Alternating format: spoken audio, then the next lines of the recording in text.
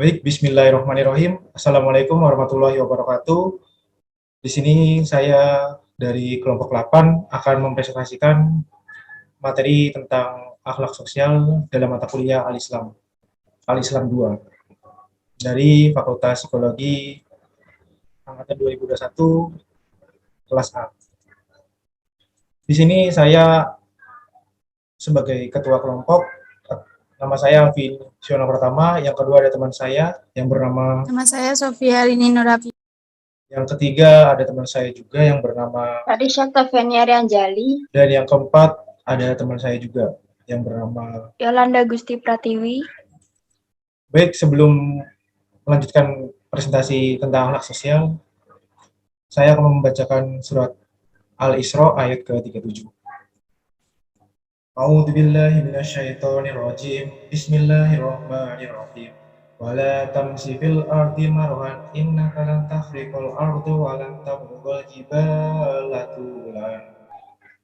Yang artinya, dan janganlah kamu berjalan di muka bumi ini dengan sombong, karena sesungguhnya kamu sekali-kali tidak dapat menembus bumi, dan sekali-kali kamu tidak akan sampai setinggi gunung.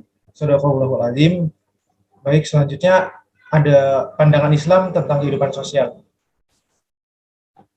Istilah akhlak sudah sangat akrab di tengah kehidupan kita. Akhlak biasa dikaitkan dengan tingkah laku manusia. Kata akhlak berasal dari bahasa Arab, jamak dari hulukun yaitu budi pekerti, tingkah laku, perangai, atau tabiat. Selain pengertian di atas, dalam buku ilmu akhlak menjelaskan kata akhlak berasal dari bahasa Arab, yaitu jamak dari kata hulukun, yang secara linguistik diartikan dengan budi pekerti, perangai, tingkah laku, atau tabiat, tata krama, sopan santun, adab, dan tindakan. Kata akhlak juga berasal dari kata kholoqoh, atau kholikun artinya kejadian, serta erat hubungannya dengan kholik, artinya pencipta, dan makhluk, artinya yang diciptakan. Di sini terdapat 5 ciri-ciri akhlak yang paling penting. Yang pertama, akhlak adalah perbuatan yang telah tertanam kuat dalam jiwa seseorang sehingga menjadi kepribadian. Akhlak adalah perbuatan yang dilakukan dengan mudah dan tanpa pemikiran. Ini tidak berarti bahwa melakukan suatu perbuatan yang bersangkutan dalam keadaan tidak sadar, hilang ingatan, tidur, atau gila. Akhlak adalah perbuatan yang timbul dari dalam diri orang mengerjakannya, tanpa ada paksaan atau tekanan dari luar. Perbuatan akhlak adalah perbuatan yang dilakukan atas dasar kemauan, pilihan, keputusan yang bersangkutan. Akhlak adalah perbuatan yang dilakukan dengan sesungguhnya, bukan main-main atau karena bersandiwara. Sejalan dengan ciri-ciri di atas, perbuatan akhlak, khusus akhlak yang baik. Akhlak adalah perbuatan yang dilakukan dengan ikhlas semata-mata karena Allah Subhanahu wa taala. Dari pengertian akhlak dan sosial di atas dapat disimpulkan bahwa akhlak sosial adalah tingkah laku seorang individu yang berkaitan dengan atau berhubungan dengan orang lain. Akhlak sosial dapat juga dikatakan sebagai interaksi sosial. Menurut Jung, interaksi sosial adalah kunci dari semua kehidupan, karena tanpa interaksi sosial tidak akan ada kehidupan sosial. Yang kedua, toleransi antar umat beragama. Dalam konteks toleransi antar umat beragama, Islam memiliki konsep yang jelas. Tidak ada paksaan dalam agama, bagi kalian agama kalian dan bagi kami agama kami. Adalah contoh populer dari toleransi dalam Islam. Selain ayat-ayat itu, banyak ayat lain yang tersebar di berbagai surah. Juga sejumlah hadis dan praktik toleransi dalam sejarah Islam. Fakta-fakta historis itu menunjukkan bahwa masalah toleransi dalam Islam bukanlah konsep asing. Menurut ajaran Islam, toleransi bukan saja terhadap sesama manusia, tetapi juga terhadap alam semesta, binatang, dan lingkungan hidup. Dengan makna toleransi yang luas semacam ini, maka toleransi antar umat beragama dalam Islam memperoleh perhatian penting dan serius. Selanjutnya akan dilanjutkan oleh teman saya yang bernama Sofia Rini. Silakan Mbak Sofia Rini. Yang ketiga ada konsep toleransi dalam Islam. Next.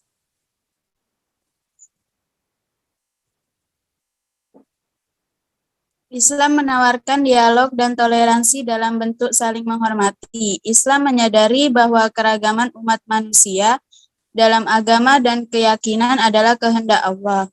Karena itu, tak mungkin disamakan. Dalam Al-Quran, Allah berfirman yang artinya, dan jikalau Tuhanmu menghendaki, tentulah beriman semua orang yang di muka bumi seluruhnya.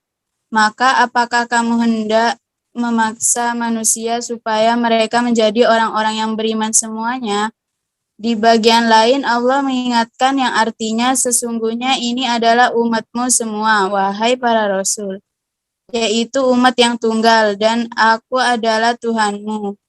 Maka sembahlah olehmu sekalian akan daku saja. Ayat ini juga mengajak untuk sama-sama menjunjung tinggi tauhid, yaitu sikap tidak menyekutukan Allah dengan selainnya. Jadi ayat ini dengan amat jelas menyuguhkan suatu konsep toleransi antar umat beragama yang didasari oleh kepentingan yang sama, yaitu menjauhi konflik. Next. Yang keempat ada kesejahteraan. Next.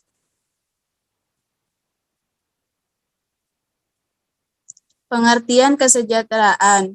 Kesejahteraan berasal dari kata sejahtera yang berarti aman, sentosa, makmur, dan selamat. Dapat juga diartikan sebagai kata atau ungkapan yang menunjuk kepada keadaan yang baik atau suatu kondisi di mana orang-orang yang terlibat di dalamnya berada dalam keadaan sehat, damai, dan makmur. Dalam arti yang lebih luas, kesejahteraan adalah terbebasnya seseorang dari jeratan kemiskinan, kebodohan, dan rasa takut sehingga dia memperoleh kehidupan yang aman dan tentram secara lahiriah maupun batiniah. Next. Dalam Mu'jam Mustalahatu al-Ulum al-Istinah, definisi lain menjelaskan kesejahteraan adalah kondisi yang menghendaki terpenuhinya kebutuhan dasar bagi individu atau kelompok, baik berupa kebutuhan pangan, pendidikan, kesehatan, sedangkan lawan dari kesejahteraan adalah kesedihan atau bencana kehidupan. Yang kedua ada kesejahteraan sosial, yaitu sistem yang mengatur pelayanan sosial dan lembaga-lembaga untuk membantu individu-individu dan kelompok-kelompok untuk mencapai tingkat kehidupan, kesehatan yang layak dengan tujuan menegakkan hubungan kemasyarakatan yang setara antara individu sesuai dengan kemampuan pertumbuhan mereka. Memperbaiki kehidupan manusia sesuai dengan kebutuhan masyarakat. Next.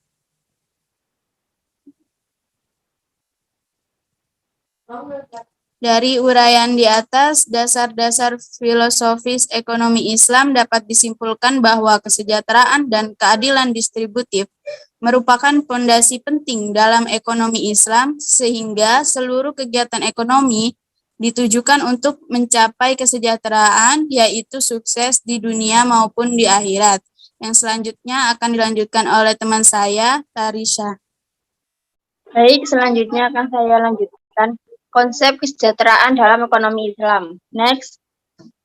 Ekonomi Islam yang merupakan salah satu bagian dari syariat Islam. Tujuannya tentu tidak lepas dari tujuan utama syariat Islam. Tujuan utama ekonomi Islam adalah merealisasikan tujuan manusia untuk mencapai kebahagiaan dan kesejahteraan dunia dan akhirat atau falah, serta kehidupan yang baik dan terhormat atau al-hayah al-thayyibah. Ini merupakan definisi kesejahteraan dalam pandangan Islam yang tentu saja berbeda secara mendasar dengan pengertian kesejahteraan dalam ekonomi konvensional yang sekuler dan materialistik. Next.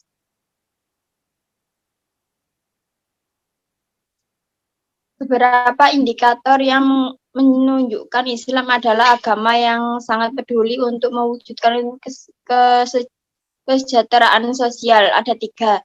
Yang ke-1, Islam bermakna selamat, sentosa, aman, dan damai. Yang kedua, selalu terkait dengan masalah kesejahteraan sosial. Yang ketiga, konsep keahlifahan manusia di muka bumi. Next. Tujuan ekonomi Islam dalam bentuk terwujudnya baldatun, thayyibatun, warabun, ghafur dapat dijelaskan sebagai berikut. Yang ke-1, kesejahteraan ekonomi. Yang kedua, tercukupinya kebutuhan dasar manusia. Yang ketiga, menggunakan sumber daya secara optimal, efisien, efektif, hemat, dan tidak membazir. Yang keempat, distribusi harta, kekayaan, pendapatan, dan hasil pembangunan secara adil dan merata. Yang kelima, menjamin kebebasan individu. Yang keenam, kesamaan hak dan peluang. Yang ketujuh, kerjasama dan keadilan. Selanjutnya akan dilanjut oleh teman saya, Yolanda.